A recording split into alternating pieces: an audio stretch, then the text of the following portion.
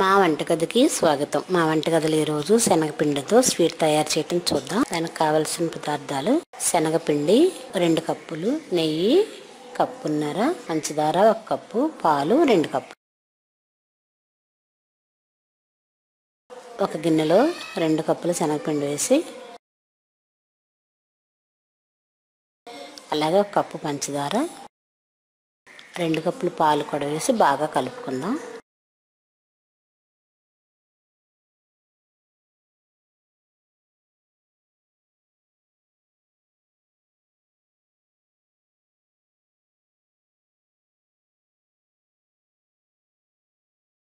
ఉండలు లేకుండా కలపాలి. దీన్ని ఇలా కలిపిన దాన్ని ఒక వెడల్పు లాంటి కాస్త మందంగా ఉన్న గిన్నెలో వేసి ఇది స్టవ్ పై పెడదాం.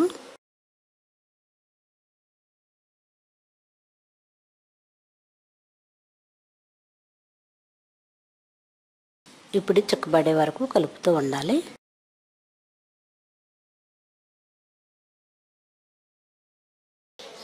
శనగపిండి గట్టిపడుతుంది.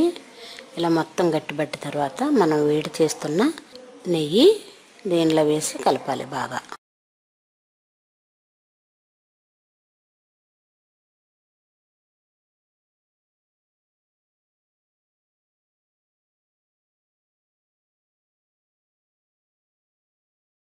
ఇలా బాగా కలిపి మళ్ళీ కావాలంటే కాస్త నెయ్యి వేసుకోవచ్చు.